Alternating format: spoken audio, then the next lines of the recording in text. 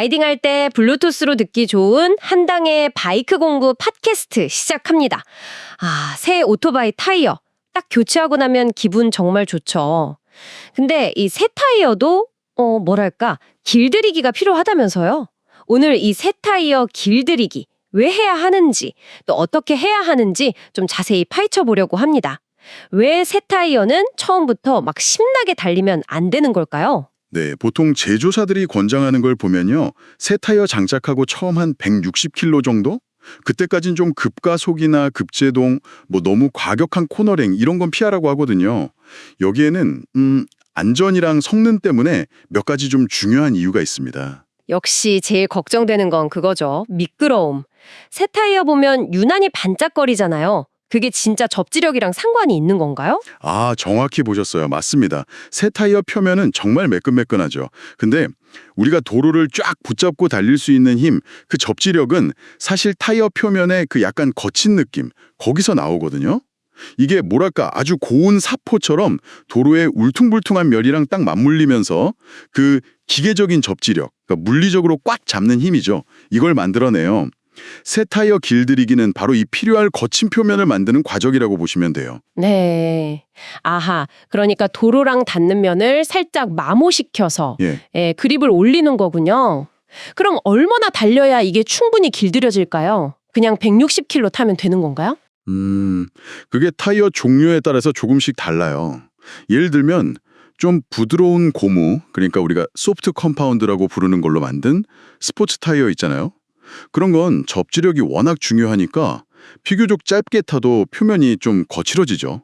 근데 반대로 좀 오래 타는 거, 내구성 중요하게 생각하는 투어링 타이어처럼 단단한 고무, 하드 컴파운드로 만든 건 말씀하신 대로 160km 이상 필요할 수도 있어요. 근데 여기서 진짜 중요한 건요. 단순히 몇 킬로미터 탔냐 이게 아니고 어떻게 탔느냐요. 어떻게 타야 하는데요? 그냥 쭉 달리면 안 되나요? 그렇죠. 직선 도로만 계속 달리면 타이어 가운데 부분만 닳잖아요. 중요한 건 코너를 돌면서 타이어 옆면까지, 그러니까 그 사이드월 쪽까지 골고루 사용해 주는 거예요. 옆면까지? 네. 그래서 일부러 좀 구불구불한 길, 와인딩 로드 같은 데를 찾아가서 점진적으로, 처음부터 막 눕히지 말고요. 점진적으로 속도도 올리고 바이크 기울이는 각도, 뱅킹각이라고 하죠. 그것도 조금씩 늘려가면서 타이어 표면 전체가 도로랑 마찰하게끔. 그렇게 해서 타이어 표면에 그 반짝이는 광택이 좀 사라지고 전체적으로 약간 무광 느낌. 그렇게 되면 어느 정도 길이 들었구나 하고 볼 수 있는 거죠. 그렇군요. 완딩 로드를 좀 찾아다니면서 즐겁게, 근데 너무 과격하지 않게 점진적으로 달려야겠네요. 근데 어떤 분들은 그냥 사포로 문지르면 빨리 된다 이런 얘기도 하던데 이건 어때요? 효과 있나요?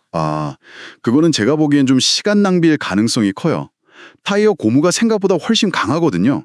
그래서 손으로 사포질하는 정도로는 실제 주행하면서 노면이랑 강하게 빡 마찰하면서 생기는 그런 미세하고 거친 표면을 만들기가 좀 어려워요. 그리고 또 하나, 이거 진짜 흔한 오해인데 새 타이어 표면에 미끄러운 이영재가 묻어 있어서 그렇다. 맞아요. 저도 그 얘기 들어봤어요. 틀에서 잘 빠지라고 바르는 거. 네네. 근데 요즘 나오는 좀 괜찮은 타이어들은요. 그 금형 자체에 특수 코팅 처리를 해요. 그래서 이영재를 거의 안 쓰거나 쓰더라도 트레드, 그러니까 도로랑 직접 닿는 면에는 안 바르는 경우가 대부분이에요. 그 새 타이어에 반짝이는 건 그냥 새 고무의 자연스러운 모습, 그 정도로 보시면 됩니다. 이영재 때문이 아니었군요. 완전 잘못 알고 있었네. 그럼 표면 길들이는 거 말고 또 다른 이유도 있을까요? 새 타이어 끼우면 뭔가 핸들링이 좀 달라진다는 느낌 있잖아요. 네, 바로 그겁니다. 그게 두 번째 중요한 이유예요. 라이더 스스로가 새 타이어의 핸들링 특성에 적응하는 시간을 갖는 거. 타이어마다 옆에서 봤을 때 그 둥근 모양, 프로파일이라고 하죠. 그거랑 내부 구조가 다 다르거든요. 이게 바이크 기울일 때 얼마나 빨리 반응하는지, 얼마나 안정적인지 이런 주행 감각에 다 영향을 줘요. 심지어 예전에 쓰던 거랑 똑같은 모델로 바꿔도요. 기존 타이어는 막 닳아서 좀 평평해졌을 거 아니에요. 그렇죠. 가운데가. 네, 근데 새 타이어는 완전 동그란 원래 프로파일을 가지고 있으니까 처음엔 뭔가 좀 어색하거나 왜 이렇게 예민하지? 이렇게 느껴질 수 있어요. 이 길들이기 기간은 바로 이 새로운 감각에 내 몸이 익숙해지는 아주 중요한 시간이기도 한 거죠. 타이어만 길들이는 게 아니라 라이더도 같이 적응하는 거군요. 어쩐지 좀 다르더라니. 혹시 또 다른 이유도 있을까요? 세 번째 이유 같은 거? 세 번째는 타이어 자체의 안정화라고 볼 수 있는데요. 이건 사실 요즘 타이어보다는 예전 바이크나 크루저, 일부 투어링 바이크에 쓰던 그 바이오스 플라이 타이어라고 있어요. 구조가 좀 더 튼튼하고 뻣뻣한 방식인데 이런 타이어의 경우는 그 타이어 비드, 그러니까 휠 림이랑 딱 맞닿는 부분이 자리를 제대로 잡고 또 타이어 내부의 여러 층 구조물들이 주행하면서 받는 하중에 좀 안정될 시간이 필요하다. 뭐 이런 견해도 있긴 합니다. 근데 솔직히 요즘 대부분 쓰는 레디얼 타이어에서는 이 부분의 중요성은 예전보다 좀 덜하다고 봐요. 그렇군요. 길들이기가 단순히 표면만의 문제는 아니었네요. 구조적인 안정화, 라이더 적응까지. 자, 그럼 길들이기가 다 끝났어요? 그럼 이제부터 그냥 마음 놓고 막 달려도 되는 건가요? 아니요. 길들이기만큼 어쩌면 더 중요할 수도 있는 게 바로 타이어 온도예요. 사실 타이어의 접지력이라는 게 표면이 얼마나 거친가 이것뿐만 아니라 온도에 따라서도 엄청나게 달라지거든요. 아무리 잘 길들여진 타이어라도 차갑게 식어 있을 때는 제 성능을 100% 못 내요. 그래서 매번 주행 시작할 때는 타이어가 좀 따뜻해질 때까지, 그러니까 적정 작동 온도까지 올라갈 수 있도록 약간의 예열 시간, 이게 필요합니다. 예열이요? 그럼 뭐 일부러 막 지그재그로 왔다 갔다 하고 그래야 하나요? 레이서들처럼? 하하, 그럴 필요까지는 없고요. 그냥 평범하게 주행하는 것 자체가 타이어 온도를 올리는 가장 자연스러운 방법이에요. 출발하고 나서 처음 한 몇 킬로미터 정도는 너무 급하게 하지 말고 부드럽게 가속하고 감속하고 이걸 반복하면서 달리면 노면이랑 마찰하고 또 타이어가 눌렸다 펴졌다 하면서 변형되잖아요. 그 과정에서 자연스럽게 열이 발생하죠. 그러니까 타이어가 충분히 좀 데워졌다 싶기 전까지는 너무 급격한 조작이나 막 깊게 눕는 코너링은 좀 삼가는 게 안전하죠. 아, 그렇군요. 그냥 처음 몇 분 몇 킬로미터는 좀 부드럽게 시작하면 되는 거네요. 자, 그럼 오늘 이야기 핵심 한번 정리해 볼까요?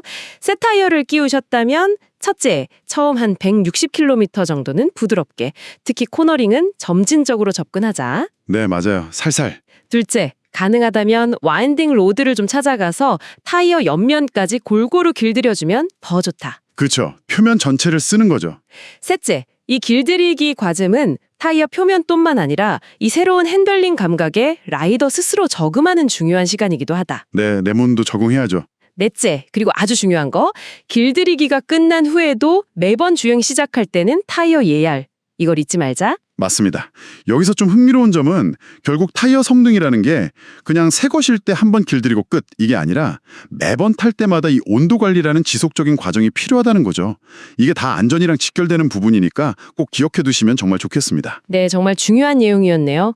한당의 바이크 공부 팟캐스트는 여기까지입니다. 한당 채널 좋아요, 구독 꼭 부탁드려요. 감사합니다.